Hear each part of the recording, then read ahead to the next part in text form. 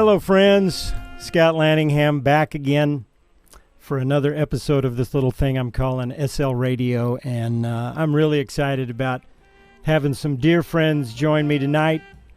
The Church on Monday band led by Elias Haslanger, and we're going to spend the hour with you and talk about our beloved Continental Gallery, which we're really missing right now, and just see what kind of stories we can share and ideas and listen to some tunes from the new record together. So let me bring the guys on and unmute all their microphones. All right, can you guys hear me? Yes, sir. All yes. right. The track is hot. The track is hot. Got it. Okay, let me fade it out because you know what it may be. It's loud on the web, but it's not. It's loud in your ears, but not on the web. I don't have a way to turn it down for you. That's a little more sophisticated than I know how to deal with yet. above your pay grade. All right. Yeah. Well, Eli, why don't you kick us off with some thoughts? I know it's been a while since you've been able to talk to the gallery Church on Monday flock. Thank you, Scott. First of all, I want to thank you for setting this up and your tech know-how. For everybody that doesn't know, Scott is not only an amazing drummer, but he's also a very talented producer. He produces videos and white papers and all kinds of stuff for IBM. But before that, he also was on the radio, I think, for a while. We'll get into that in a minute. But thank you for putting this together. Pleasure. I'm very happy to be able to do this tonight. You know, the first thing that I'd like to do is thank Dr. Polk, Tommy, you, Scott, and anybody that's joining in. I know this is a very difficult time for a lot of people. Unprecedented, really, in over 100 years that there's a pandemic, and we're all freaked out. We're kind of scared. We don't know what's next. I know a lot of musicians who have completely lost their livelihood. And so we hope that this time right now we'll, just take a moment to have some fun, listen to some music, share some stories, and create a sense of togetherness. Because even though we're separated right now, we're still very much connected and together, as human beings. And we want to do that tonight. The first thing I'd like to say is I want to give prayers and a shout out to Ron Wilkins, who is a prominent musician from San Antonio, who is living in New York, the Mingus Big Band, among many others. Very successful musician. Influence on me as a young musician coming up. I listen to Ron's clinics and his encouragement and practice tips. And he, unfortunately, right now is in ICU suffering with that. So we're sending our prayers and our love to Ron Wilkins and our hope that he recovers quickly and is back to playing music and what he loves to do. So I want to take us back, Scott, to the very beginning. And I thought a little bit about this today. How we all started on this amazing adventure that we've had for the last 7+ years. And it was really 9 years ago, around this time, where I played a gig with the great Butch Miles, who is the former drummer of the Count Basie Orchestra, now teaching down at Texas State. And he invited me to play with his Butch Miles Jazz Express at the Elephant Room. And Dr. Polk happened to be on this gig, and we played a lot of blues in the first set. And of course, Dr. Polk absolutely killed it. And I was looking over at him and I was thinking, oh my goodness, it's been a long time since I've had the pleasure of playing in a band or even in a recording with Dr. Polk. That is way too long. He played in my first, on my first CD way back in 1994. And we played a bunch of standards, and we had a great time. We did it all in one day. And even before that, I used to go listen to him play with Martin Banks and Alex Cope and Dave Morgan and A.D. Mannion, a group called Jamad. And I would go out and listen to these guys and just wish that I were them. And so Dr. Polk is really the impetus for me to try to get a group like this together. And so I had been listening to a lot of Stanley Turrentine, and in particular a record called Hustlin', where Stanley's wife named Shirley Scott was the B3 player. And I just loved this record so much. I knew Dr. Polk had played organ. Well, I grew up here in Austin, and when I first started listening to Dr. Polk, he was a piano player exclusively. I hadn't really seen him play organ, but I heard stories about his time with Ray Charles and others playing B3. And so when I listened to this record, I thought, wouldn't it be great if we could get Dr. Polk back on the organ and have people hear and understand, you know, his history on this instrument. Another person at that time that I knew was in town was Jake Langley, who had been the guitarist for Joey DeFrancesco for many, many, many years. So those two guys really came to the forefront for me because I hadn't had a recording since 2006 Dream Story, which was with J.J. Johnson, Hamilton Price, Andy Langham, myself, Pete Rodriguez, and Randy Zimmerman. And so I was really hungry to do another recording. So my idea was to get Jake and Dr. Polk together in the studio. You know, you and I, Scott, had been playing some. Daniel and I had been playing some. So I thought, okay, here's some guys who can come together in the studio to try to do something that was not really being done in Austin. There wasn't a lot of B3 bands. And so that was kind of the impetus for this whole situation to happen. Fortunately, 7.5 years later, we have 3 recordings, which I produced, promoted. All 3 recordings got played on jazz radio across the world. And I'm very fortunate to be able to call you guys my friends and colleagues. And here we are with Church on Monday. Even though we can't play right now, I still think of you as my brothers. I love you guys. I can't wait to get back to playing. And I'm really glad to be able to hang with you guys tonight and chat a little bit. Yeah, and we're missing a member, Daniel Durham. Dr. Polk's video is narrow enough. We could scooch him over and get Daniel in there if he just figured out a way to show up. But I don't think that's going to happen. I think Daniel said his laptop got deep sixed or something, and his iPhone or his Android phone or whatever his phone is doesn't run Zoom or something. But I think he is listening in tonight. He said he was going to try to join.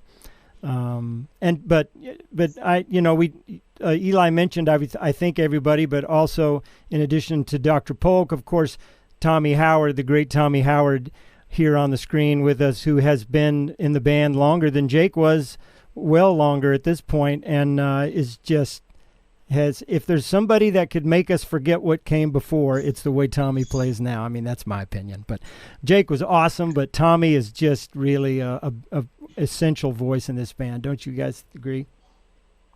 Oh, yeah, of course. He was the guy I wanted. And when Jake said he was moving to Vegas, I was like, we got to have Tommy. There's no other person that could fill this chair besides him. He's got the sound. Yeah. He's got the attitude. He's got the history. He's listened to all this music. So it was a perfect replacement. There was no other person but him to be able to do this. So I'm thrilled to be able to have every single one of these members in the band. And, we're really lucky to be able to have a residency at the Continental Club Gallery. One thing I want to do is do a shout out to Steve Wertheimer, to Celeste Martin, and to Diane Scott, Smiley, Kate, everybody down there. Their livelihood has been upended, just like many others. If you go to continentalclub.com/closed, you can actually donate to that cause, which is helping those people make it through this time. There's a lot of great resources out there, including the Grammys, NARAS, City of Austin, among many others. So I want to give a special shout out to the Continental Club tonight for hosting us for 7.5 years. Amen. We hope to be back very soon. Hey, Dr. Polk, why don't you let people know how you're doing? Because I've had a lot of people ask me, how's Pops doing? So what's the word? What's the word? Well, I use the word that my father used. I'm kicking, but not high. I still kick. I'm doing fine, man. I'm staying hunkered down. My wife and I, we're situated here at the house. And, I guess getting old does have some of its advantages because I still get my retirement paychecks, which I don't have to worry about money coming in. So I'm never going to be rich, never have been rich. I don't expect to be, but it's enough to keep me going. So I'll be glad to get back to playing with you guys because I miss that terribly, Yeah. I guess I would say I am one of the fortunate few who in life get a chance to do what they want to do. And playing music has always been at the apex of what I wanted to do. And I'm doing that well into my older years, grown older years. And I hope the good Lord takes a liking to me and let me stay on a little longer and play with you guys because you make me feel good. Well, that's mutual. The feeling is definitely mutual, Dr. Polk. Thank you so much for being a part of this incredible journey we've been on for the past 7.5 years. If it weren't for you, it wouldn't be happening. That's for sure. We love you so much. Well, thanks for that. Like I say, it's very few people get a chance in life to do what they want to do. And I've been doing this since I was 13 and I'm coming up on my 80th birthday and I'm still doing it. And, believe it or not, being hunkered down at home has its disadvantages, but it also has its advantages as far as I'm concerned. I get a chance to write some music, and I've written about 3 or 4 more songs since I've been at home, Wow. So it does have... I love that. Yeah. Hey, one thing I learned from you, Dr. Polk, that I want to tell folks about is, you've been on me about my writing, and I want to tell this to people. Whether you write music or play music or write books or whatever you do, Dr. Polk imparted to me this wisdom. And that is, whatever you love to do, if it's writing, write one measure every day. That's right. Isn't that right, Dr. Polk? That's right. I got that from Ray Charles. He said, unbelievable. If you like writing music, say at least write 1 or 2 measures every day. You don't have to write a whole song every day, but write 1 or 2 measures. And that way you're still moving forward. You're not moving backwards. Mm-hmm. Pops, there's some people that are joining us, that aren't as familiar with your career, and maybe even that you played with Ray for as long as you did and were as important as you were. Can you kind of give us a little something on when Ray called you and how you got into the band? Because that's such a great story. I know people would love to hear that. Gladly. Well, I had beautiful, wonderful, loving parents, and they both raised me to be independent thinker, and you do what's best for you and for best for the people that are involved with you. And I've always tried to live my life according to that example. And I was working at IBM, for which you're working at this present, huh? Yes, sir. But I got IBM after I had been upstate in Massachusetts and all, and I decided I got into some unwanted trouble, not to my own making, at IBM, and I decided that, hey, this is not what I want to do, because I haven't played any music in about 6 years. So to heck with this. I don't know what I'm going to do, but I think the Lord will put my feet in the right place where they should go. And sure enough, I walked away from IBM and quit, man. I have to tell this story about it. I called my mother first and told my mother, I say, well, I'm going to leave IBM. I'm going to quit. She said, what? Yeah. She said, what are you going to do? I said, Mom, I don't know, but the Lord will make a way for me. She said, well, you need to tell your daddy. So I said, put him on the phone. And I never will forget what he told me. I said, hey, Dad, I'm going to quit IBM. He said, you what? Have you lost your mind? Somebody put a hex on you. So at any rate, I left, but it all turned out for the good. And I started hanging around at clubs, going to listen to different groups, which I hadn't been doing in about 6 years. So I did that. And I heard Steve Meder, Roscoe Beck was playing with a group over at, Casablanca. And Roscoe invited me to say, hey, why don't you come on, sit in and play with us, man? So he started coming by my house, and he told me, say, you should be playing again. And of course, that struck a chord with me that I say, well, I should be, because that's what I want to do. So to make a long story short, that's how it got started. And I started playing again. And of course, I haven't stopped since then. And it's been a wonderful road. I've been on a wonderful life journey. Music has been my all in all. It's everything to me. And it's just wonderful. What else can I say? I'm in a good... Steve is watching right now. Describe the moment when Ray Charles called you, Dr. Polk. How did that happen? How did that come to be? How did Ray Charles give you a call?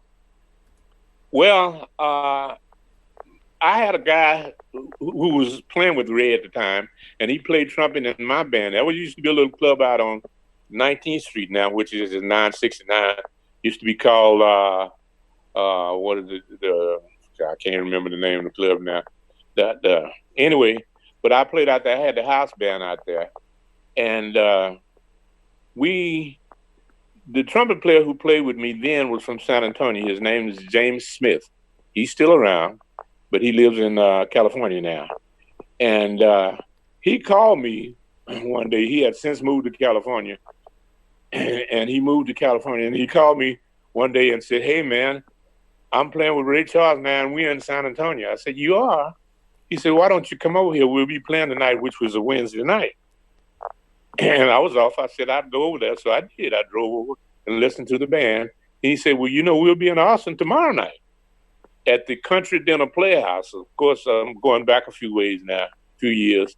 Most people don't remember the Country Dinner Playhouse. It used to be out on Burnett Road, right off of, which is now Mopat. But anyway, I went out there that Thursday night and caught them, the Wednesday night or whatever night it was, and caught them playing. And he said, I want to introduce you to the band leader, whose name was Clifford Solomon. And I met him. I didn't meet Ray Charles that night, but I did meet Clifford. And Clifford said, well, hey, man, give me your name, your phone number, because you never know. So these guys leave, they come and go, man. You never know. So give me your number and your name. I said, okay, I gave him my number and then my name. Well, at that time, I was just playing at the Casablanca 5 nights a week, happy hour, making more money there than I had at IBM. And so we decided to go open the band that I was playing with. We went to Galveston, Texas to open the jazz festival down there, which they're still having today. And we went down there, and we were down there on a Friday, Saturday, and we came back that Sunday. Well, before I left, Clifford called me, and he said, this was the Friday before we left. He said, hey, man, He said, would you like this job playing with Ray's band? He said, we fired our piano player. I said, what? See, I said, what happened? He said, well, he sit up in the rehearsal and roll up a joint. And we fired him. I said, well, okay, that's great, man. Yeah, I said, but I'm going out of town this weekend. He said, well, don't worry about it. Somebody from Ray's office will call you. So we were gone all weekend. And when we got back, and of course, my daily vigil was I got up every morning and went to the golf course and played a round of golf. My golf game was getting real good.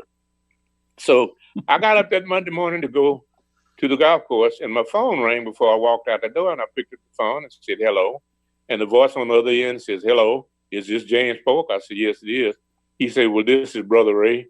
I almost dropped the phone, you know. I didn't know what to expect. He said, Clifford tells me you're interested in the piano chair in this band. I said, well, yeah, I thought about it. I told him I'd be interested. He said, well, can you leave tomorrow? I said, oh, no, man. I can't leave tomorrow. I play a happy hour gig every day from Monday through Friday. And I got to give that man at least 2 weeks notice. I can't just up and walk off his gig.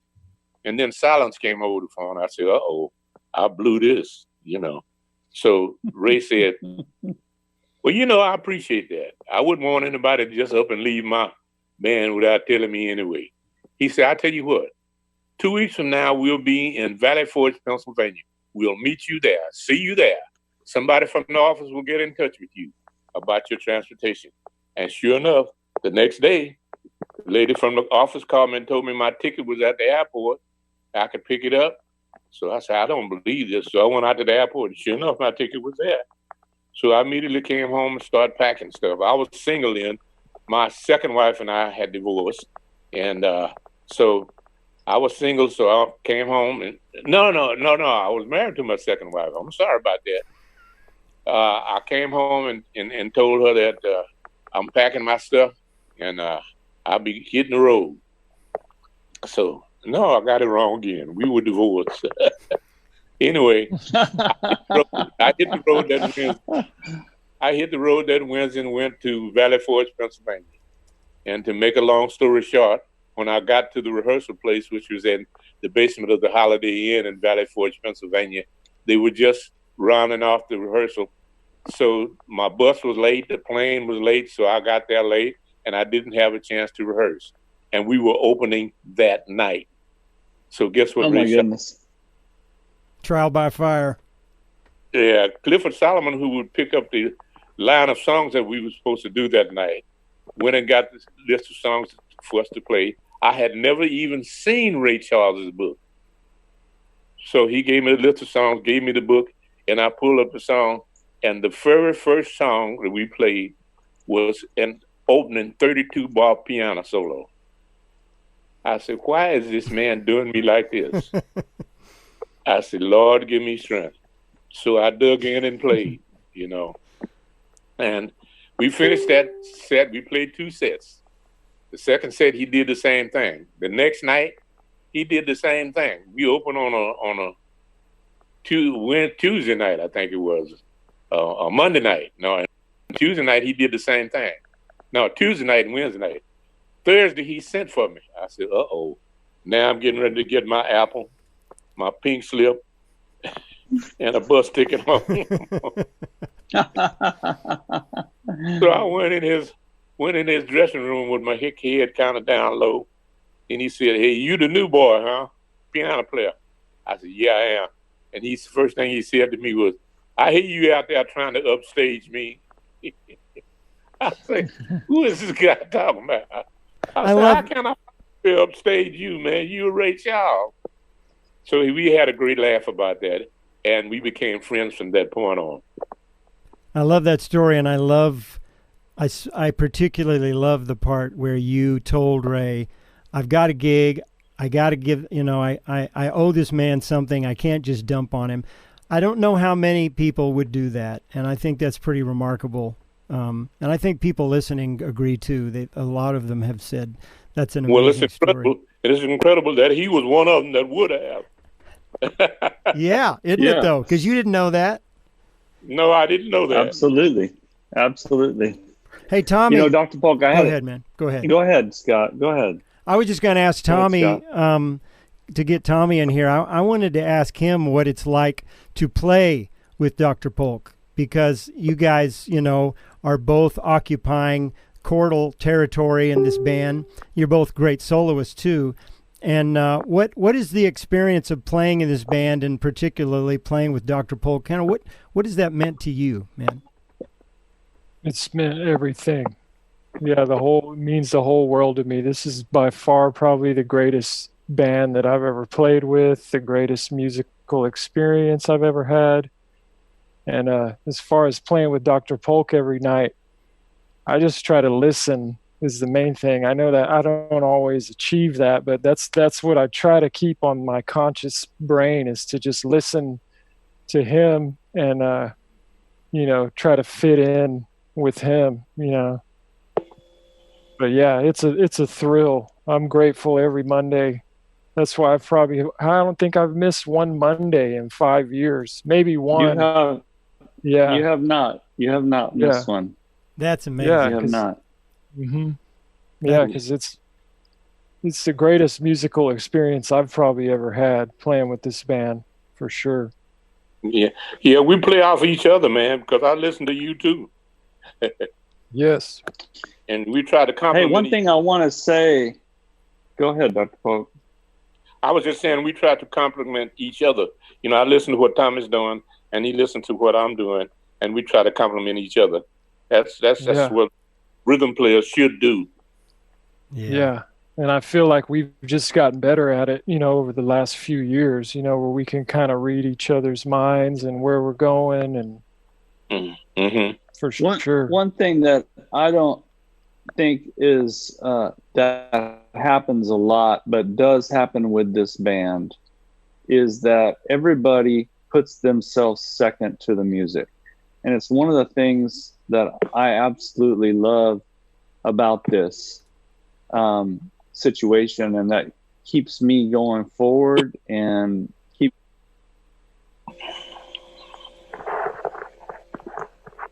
What happened? We lose you. Your best. Oh, there he is. We missed that last giving part. Your best and trying to do the music service. There is no other agenda other than trying to play music first and ego second. And that, I think, is very rare and something I'm very appreciative of. Can you hear me, Scott? Yeah, you're coming through. Yeah. I think your earbuds maybe died, and now we're hearing you through your laptop, but we can hear you okay. Yeah, I hear you. Yeah, okay, good. You sound good. Tom, I got to say about Tommy, playing with Jake was phenomenal. Every guy that's played with this band and people that have subbed for us are all strong individuals with strong voices. Eli picks musicians for a reason that way. And so playing behind Jake was powerful and a great experience. I love his playing. And when he left, it was such a big hole. There are some wonderful guitarists in town, but this is a very specific kind of thing. There were others that I think could have done a beautiful job at it. And I didn't know Tommy near as well as Eli. So when Eli said, I want to go with Tommy, and truly in the earliest stages of that, I was like, really? I can think of so-and-so and so-and-so. Why not those guys? And, it wasn't very long after you joined the band and began playing with us and not missing a date, unlike me and some of the others of us, Tommy, that it just erased that in my head. And it's gotten to a point for me where I'll sit behind you because I sit right behind your amp. And I can hear, but I love it. I can hear, and feel everything. Well, now that I wear earplugs, it's a beautiful thing, right? But, but I will. Not a night goes by that I don't hear you do something on a song that takes my breath away to the point where I almost lose track of what I'm doing and forget to play. And I'm not just saying that to try to flatter you. I mean it sincerely, and it's true. It's true with everybody in the band. But I particularly have appreciated your contribution to the band. I just wanted to say that, man. Thank you, man. I appreciate that. And I wish, yeah, it was an intimidating. Jake Langley's a world-class monster player, and it was very intimidating trying to fill his shoes. But yeah, what else could I do except just try to be who I was and there you go, do my thing, I listened to a lot of the bootleg recordings of him, and after a while I was just like, you know what, this might not be the best thing, because I'm never going to be Jake Langley, I might as well just try to do my thing and be myself and just enjoy the moment. And yeah, absolutely, bro. Yeah. I'd like to say to you, Tommy, aside from your great playing, I met you out at the musician rehearsal space out there. I think that's when I first saw you out. You rehearsing with some band, and I saw you out there. But the thing that, aside from being a great player, you're a great writer too, man.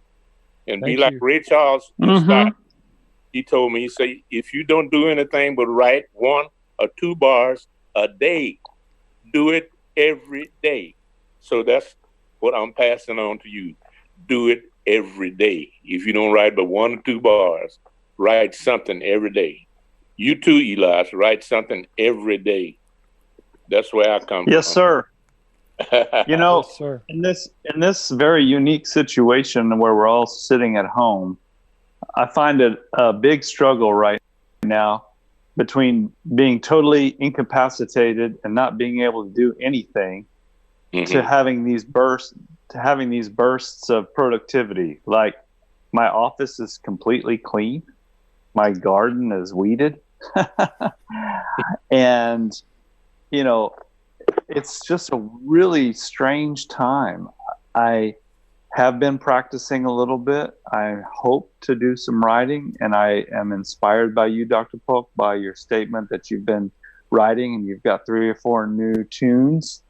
I'm hoping that comes around. I want to talk to you a little bit about, Dr. Polk, about your process. So I know that you write, frequently. Obviously, your book is like 600 tunes long, at least. I think you have like 600 tunes in your book. Is it just a matter of getting up and getting a cup of coffee and sitting down and doing it? Or do you have inspiration? Is there something that comes to you that says, I've got to write now? Or is it more methodical and you just kind of have an approach that says, you know what, I'm just going to go to work right now?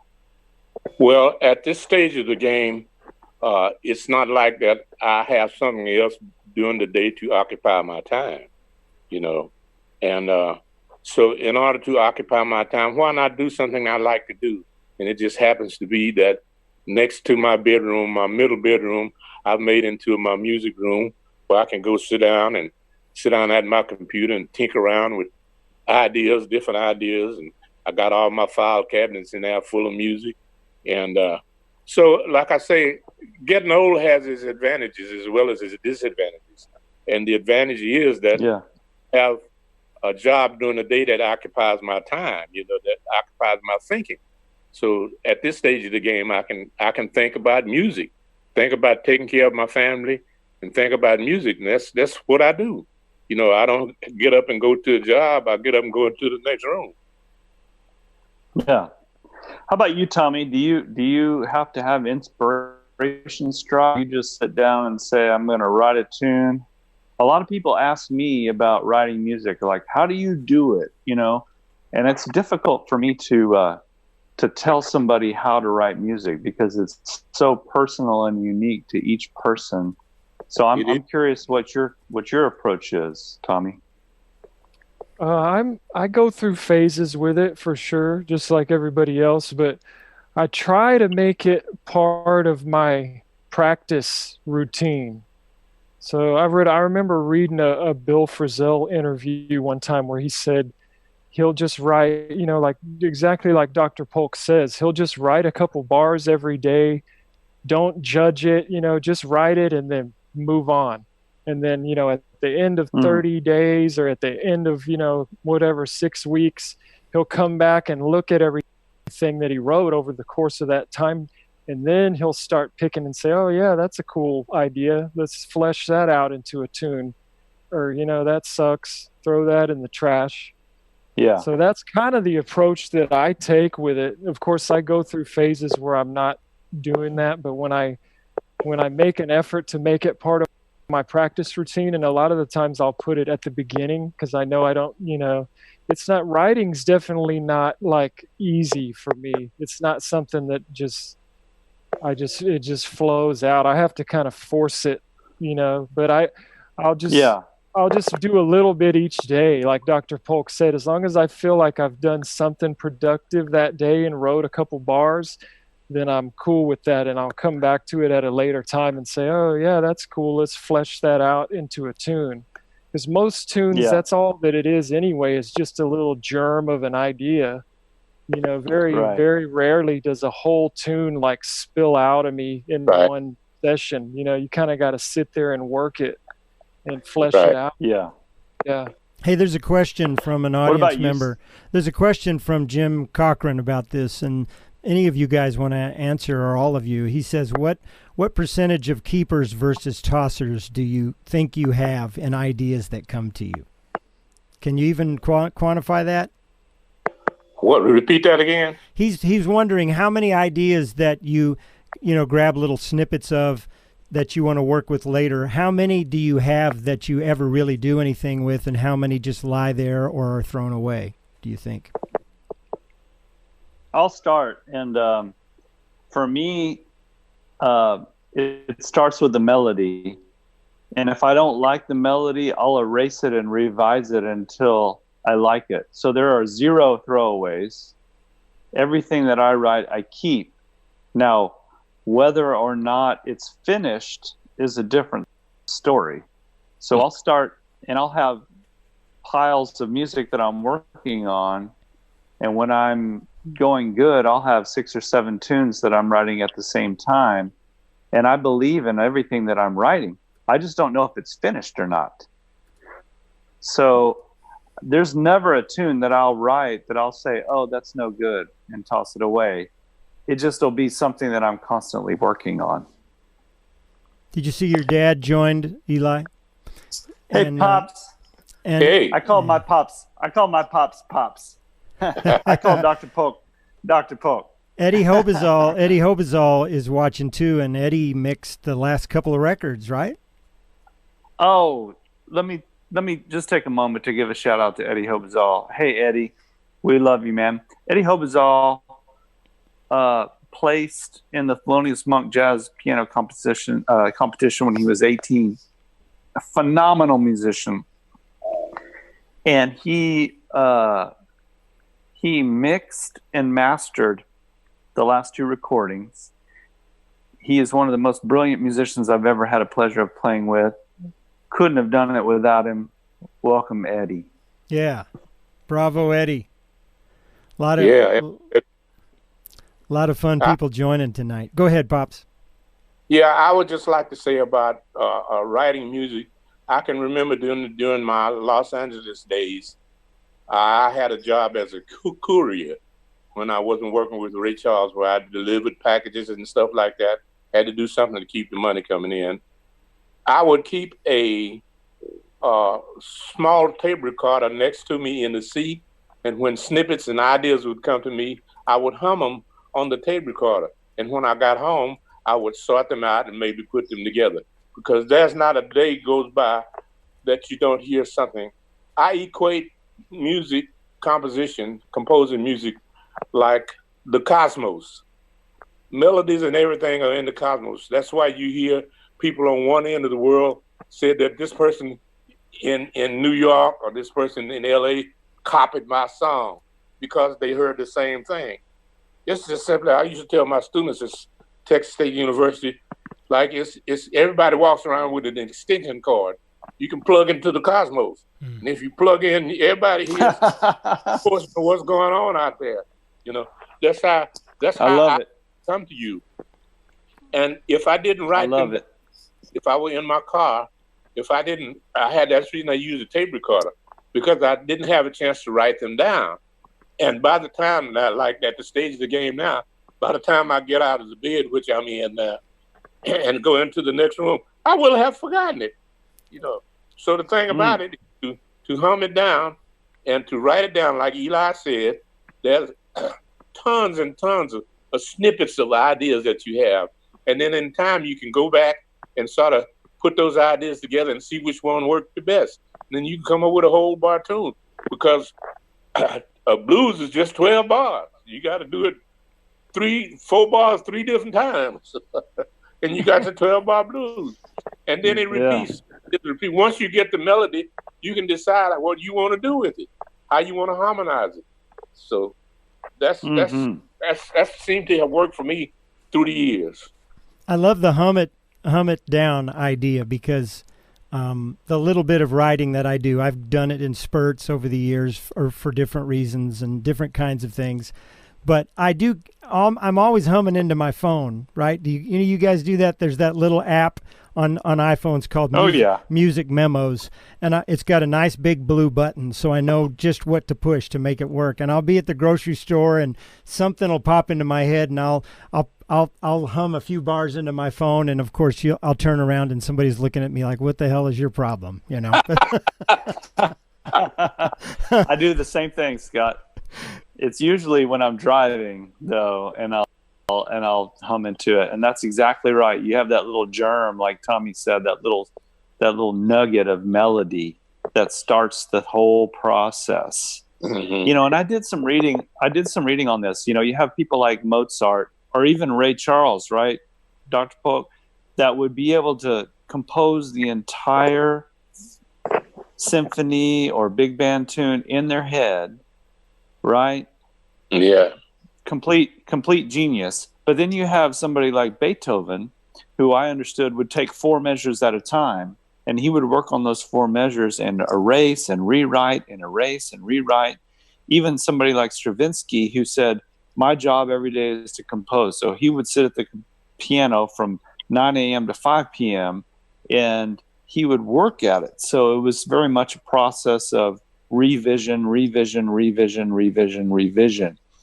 So I think, having that work ethic of being able to, say that I want to do this, first of all, you have to decide you want to compose. And then second of all, wanting to work on it every day is important. Not all of us are Mozart or Ray Charles,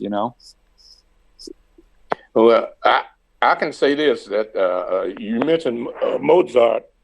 I had a chance to go to the home where he raised up, and I got a chance to see his first composition when he was 6 years old. Wow! They had a glass case in I can't remember where it is, Schlossberg or something like that, Germany, Austria, where he was raised up. And another revelation that I had too, that I had a chance to go to Beethoven's home, and in Germany, and a lot of people don't believe it, but Beethoven was a brother. Did you know that? I heard about that. Yeah, his mother was from Spain, and his daddy was a brother. Huh. A lot of people don't know. I wouldn't have known it had I not gone there and seen it with my own eyes. But there's a little bit of that in everybody, right? And people just have to find that inner Beethoven and figure out how it needs to be expressed. I know you say something kind of like that sometimes, Pops. Everybody has a voice, and everyone is unique, and everyone's important, right? That's right. And yeah, like who's that said no man is an island? I can't remember that, but I seem to have heard that somewhere during my years. No man is an island. So I think Daniel said that on a gig one time. I wish Daniel was on. I'm so sorry we couldn't get him on here. We should say something Where about is Lid Do? We should say something about Lid Do. Where is Lid Do? He is Lid Do. He's going to be one of those special stars in Austin music history, and there have been so many ones in town. So many great bass players over the years. You know, Spencer Starnes and Roscoe Beck and Horacio Rodriguez and Chris Marsh and Evan Arredondo, and the list just goes on and on. There's so many great ones. And Daniel has truly made his mark, you know? Absolutely. Yeah. Yeah, absolutely. Lit Do. We love you, Lit Do. Hey, and he is definitely a special individual. He started playing with Ephraim and me when he was in high school, and has grown so much since then. Hopefully he's online and can make some comments here. I don't see him. Do you see him, Scott? I see Jake Langley. Really? Jake Langley. See Jake? Here. Yeah. What's up, Jake? Whoa, Jake. Oh, that love is you, cool. Jake. Welcome. Tell Jake, us. how you doing, bud? Hey, did you guys see that he posted Georgia on My Mind, a solo rendition? I shared it to my page. It was killing. We loved you, Jake. Glad you're here. Jake, give us a quick paragraph in chat about your status there in Las Vegas. Let us know you're okay. We assume you are. You wouldn't be on Facebook right now. Oh, he just recorded with John Patitucci and Alex Acuna and a bunch of Bad Cats. So he's doing fine. Well, Patitucci and Alex Acuna, you know, that's definitely there's no JV players in that list. Yeah. Are you still swinging the golf club? Are you asking Jake? Yeah. Oh, did you guys play golf together? No. I knew Jake loved to play golf, though. You did, I played Eli, with him. right? You played with him. Yeah, me and Naomi and Jake went out to Hancock and knocked the ball around for a while. What about you, Tommy? Do you ever play? Ever? I don't play golf. No. I haven't played golf since I was in college, really, until about a month and a half ago. A group at IBM had a party for my manager's manager, a great guy named Vince, and we were out at that big golfing place across from the Domain. What's that place called? It's like a big multi-tiered Top Golf, and a few of us were almost killed by one member of the party who had never swung a golf club before, pulled out the biggest driver he could find and got into the ball so much it ricocheted off the ceiling and went sideways, you know. So if you haven't taken it up yet, don't start with the biggest club, Tommy. That's my lesson for today to you. Okay. So Scott, we got I don't know, probably about 10 minutes left. Well, of course, we can go as long as we want, but yeah, I mean, we don't want to wear Dr. Polk out or anybody out. But do you guys want to hear any music at all from the new record? Do you want to play a tune, or do you want to just keep talking? Because people are digging and talking. I think we should keep talking. Yeah, I do too. Let's hear another Dr. Polk story. Oh yeah. Yeah, I want Dr. Polk to tell us about the first day he arrived in Los Angeles. Day one, he arrived in Los Angeles, and he went out on the street. And what happened, Dr. Polk? Well, I had already. Well, it was after the first tour I had done with Ray Charles was over with. I came back to Austin. Then the group that I was playing with, James Polk and Company, had called me, and we had a meeting, and they informed me that they didn't want to play with me anymore. So I said, well, there's no need for me staying here. So I should, because I didn't tell Ray Charles I was not coming back. I left the door open. A smart idea, I guess. So I decided once I got back home, I said, well, what need is there for me to stay here in Austin? The group doesn't want to play with me anymore. So I packed my things, put my Hammond B3 organ in that U-Haul van truck, pulled my car behind it, and headed for Los Angeles. And it just so happened that the guitar player who had played with Ray had an apartment in Los Angeles. And I told him if it would be okay if I stayed with him until I found me somewhere to stay.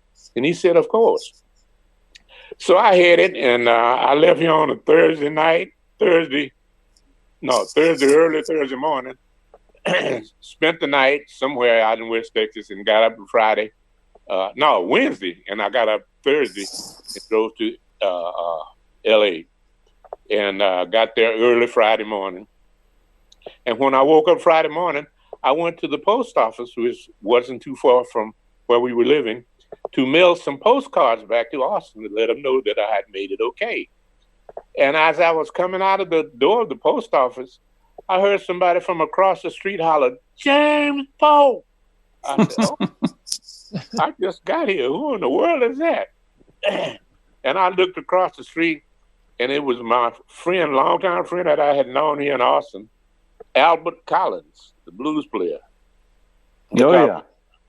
And so I immediately went across the street, and we stood there and talked a while. He said, "What you doing out here, man?" I said, "I just moved here, man." "You just moved here?" I said, "Yeah." And this was a Friday. He said, "Well, I tell you what, you want a gig?" I said, "What do you mean, man?" I said, "When?" He said, "Tonight." I said, "Oh, man." I said, "Where?"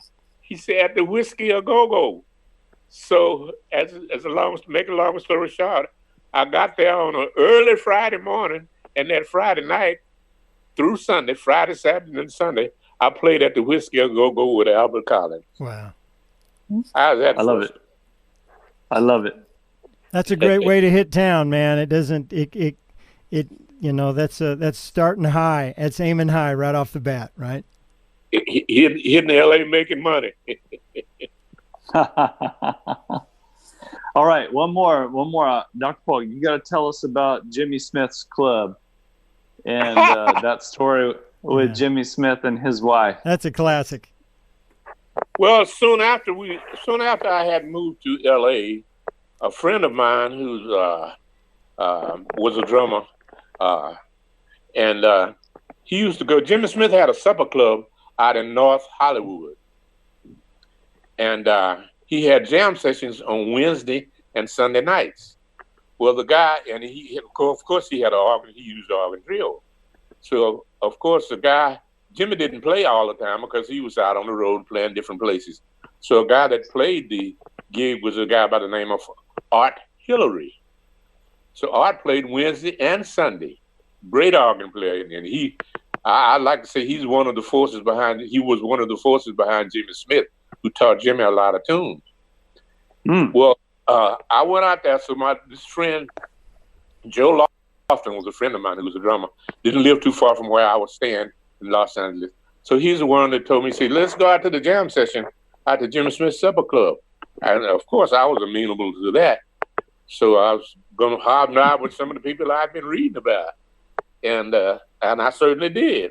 One of the first nights I got out there, I saw Eddie Harris again, and I had met him at the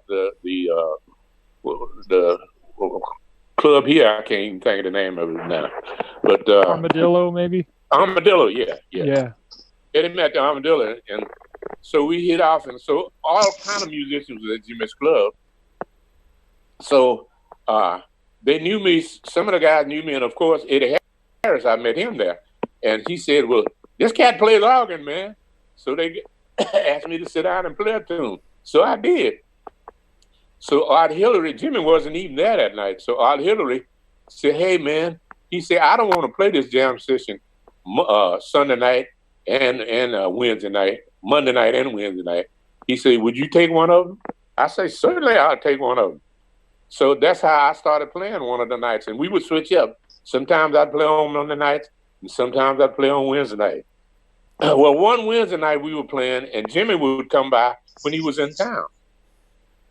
And Jimmy's wife, Lola, she sometimes would bartend at the club. It was a private club, and she would bartend. So one night, I happened to be there, and she said, and I was playing. So Lola said, "I want to sing a song." She had a beautiful voice. And I said, "Okay, Lola, what do you want to sing?" She said, "I want to sing Still About Starlight." I said, "Oh, yeah, I happen to know that." I said, "I hope you do it in B flat." She said, "That's just my key." So I started playing Still About Starlight, and Lola started singing. And Jimmy Smith and Freddie Hubbard was in the back in Jimmy's office. Of course, they were back there snorting cocaine. So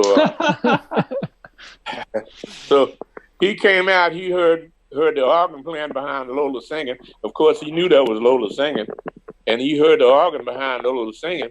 So he came out to see who was playing, and he saw it was me, and jumped up on the organ stool and pushed me off and told me, I got it. So he pushed me off the organ stool, and he started playing. So, and he would play a card, and he'd look at me, you know, like, take that, take that, take that. So when he finished playing, strange thing happened. His wife, Lola, said, Jimmy, honey. He said, yeah, baby. She said, from now on, if I'm singing, you let Polk play. I love it. And from that point on, every time Jimmy would see me, he'd cuss me out. Even here in Austin, he came to Austin to play a gig and cuss me out. Me and Mike Malone were standing up against the wall, and Jimmy was taking a break and passed by and cussed me out with the F word, you. I said, oh, Jimmy, why are you holding that? Oh, man. Sounds like you handled it with the word that's above your head on the wall back there, grace. Right? There you are. Oh, we lost you for a minute, Eli, but you're back now. You're back now. Hey, can I ask a question? I wanted to get you guys, you know, I don't want to get all sentimental and everything, but why not? You know, people are feeling pent up and worried about the future. And I wondered if each of you guys want to express something about the importance of optimism, that we are going to get the things back that are the most valuable and the most important, because there's a lot of unknowns right now in our world, and we don't know how this thing's going to end and when it's going to end. And I've heard people say, gosh, you know, these clubs might close, or those bands might not be together anymore, or these businesses, and a lot of people are suffering a lot. But you know, music is a great equalizer, right? It is a universal language, and we've seen that for 7 years at Church on Monday, the way it brings people together. So do you guys each want to say something about, from a standpoint of optimism, about, you know, that we will be back, and what that band on those nights every Monday night for all these years stands for is some small part of the optimism that can help pull us through this thing? Well, I chime in on that. Like I say, I'm 79 years old, be 80 years old this year, and I've been through several different epidemics, if not pandemics. You know, the first of which was when I was a small kid. Polio was the main thing that was crippling people and killing a lot of people back then, and we had to be vaccinated for that. And then we went through the swine flu, which is a thing. I say that to say this. Everything that is thrown on us, we will survive. What this coronavirus is not going to kill everybody. Some people will survive. I was reading on the internet today that an old man and his wife had this, and they went to the hospital, and they took some Indian herbs that cured them of that. So we don't know. We don't know what's at the basis of this. So soon, it will soon be over. One day it will be over, and we will return to normalcy. How soon that will be, I don't know. But this is not the first time that this kind of thing has happened to us. Remember the blue-blinded plague, you know, all of that. It killed a whole lot of people. So hopefully that we do what the people tell us to do, stay hunkered down. I know it's causing a big toll on us to stay behind these walls.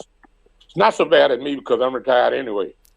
But the people who aren't retired, I know it's bad, you know, but it will eventually pass. I don't think the good Lord upstairs intended for us to suffer indefinitely on this. Somehow or another, he will put his hand. Remember during the time of the Bible, the big flood, the Noah's Ark, you know, so, you know, we don't know anything about that. But the same thing happened to the world then, you know, and that's true. That's not a made up fact. That's true. And so these kind of things happen every now and then. and we just keep our fingers crossed that we do what we think is best for us to do what they tell us to do to prevent ourselves from catching this dreaded disease, and we'll make it through somehow or another. We'll always prevail. That's what I think. Yeah. What about you, Tommy? Why do you think that Church on Monday has had such a powerful kind of community experience for you and for all of us? Because it really has. Yeah. I couldn't say with words what it is. I just know that there's something magic about it. And it's like I was saying earlier, it's by far the best band that I've ever played with, the best, regular recurring gig that I've ever had. And it's just magic. Yeah, I don't know what it just is. I think it's it's the band, it's everybody that's in the band, just that combination of personalities and then the audience too. I mean, that's the best listening audience in Austin I've ever experienced by far. And they're loyal and they're there every week, and it's just an incredible situation, Yeah, and there's something that goes on between the band members and the audience and musicians know this on any gigs where people are paying attention and where the players are really invested in what's going on. There's something about great music and performing live and being with a crowd that listens and cares that people can come in with certain problems and they kind of forget them for a while, or maybe they come out the other end of the evening in a better place, right? What about you, Eli? What are you thinking? Well, I haven't been performing as long as Dr. Polk or even you, Scott, but I have been performing for, I guess, almost 30 years. And the one thing that I've learned from my experiences, we just recently lost Ellis Marsalis, God rest his soul. He taught me a lot. I learned a lot from Dr. Polk. I've learned a lot from Martin Banks and from many others through the years, is that people want to feel connected. And the reason why they get together around music is it makes them feel connected. And regardless of your background, your financial situation, your race, your orientation, whatever it is, you want to feel connected to other people. And so I think we are all united in that mission to try to bring people together and feel better about their situation, about our life together on this planet after the music is played.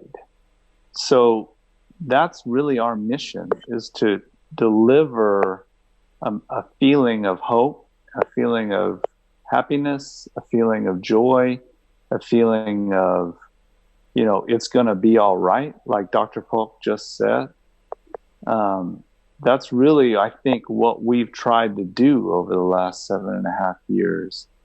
And when you go to, a great art museum or a great dance performance or a great orchestral performance or a great live jazz performance, I think that's what it's all about, is bringing people together and delivering that message of hope and love and unity, because we're all just human beings. We're all trying to make it through this life together.